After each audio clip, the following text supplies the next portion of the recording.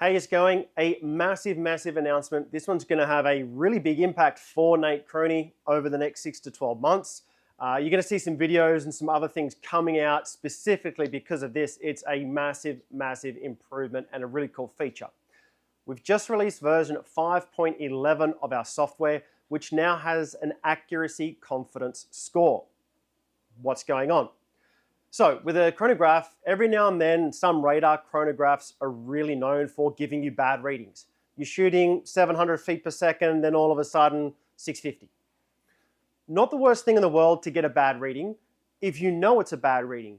The absolute worst possible case is if you get a bad reading that's a feasible reading. So if you're shooting at 700 and all of a sudden 680, 710, is it my equipment?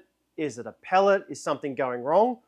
Hopefully it's not the chronograph, which in a lot of cases it is. So what we've seen working with our customers over the last year or so, in less than a fraction of a tenth of a percent, if people haven't installed adapters correctly, specifically on the 177 caliber, using Diabolo skirted pellets, what can happen is if the pellet doesn't pass the sensors the same way. So to get that ultra accurate results from the NateChrony, that sub 1 foot per second at 1,000 feet per second accuracy, we need to detect on a certain part of the pellet each time. If the alignment's not there, we can detect at one part of the pellet at one sensor and then another part of the pellet at the other sensor. That's what will give you a bad reading, and we've seen this a handful of times. It'll read about 80 to 100 feet per second high. You can clearly identify it, but not good enough. How do we really help customers understand that was a bad reading and why? So this is the accuracy confidence score. What we've done is we've analyzed when a pellet passes each sensor, how it passes a sensor, and if there's a difference between what we're seeing at each sensor, it'll flag up a value if it's not correct. So with our new software, next to the speed, there'll be a little percent showing the accuracy confidence score. If that confidence drops below 75%, a red error message pops up saying, hey, potential problem, this isn't good. So what's a good score? Anything above 70% is perfect. You're not going to get typically better than about, you might get 100, but anything between 75 to 80 to 90 is a perfect score, so to speak. We've really tuned this very finely.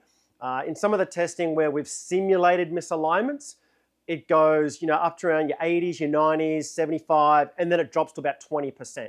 So there's a really big noticeable difference, which is why we've set it at that level. Even some of the readings at 25, 28% were valid readings off our master chronograph. But we want to make sure that we've got a really ultra high confidence. So that is the new feature. There's some really cool things just around the corner because of it, but you can now be extremely confident with your NateChrony. The results you're getting aren't due to things like misalignment. The other problem that we have seen is things like moderators or even manufacturer barrels where the hole is not actually in the middle of the barrel or the hole's not in the middle of the moderator, causing the pellet to be off center so you're not detecting on the right parts of the pellet. This has happened before, or whether or not it's starting to tumble, not that common in the NateChrony as such, but these are some of the reasons as to why you could potentially get a bad reading from a muzzle-mounted device. But not to worry.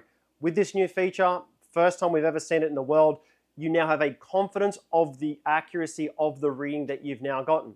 So check out all the new information on our website. Any questions, any queries, let us know. Enjoy your testing.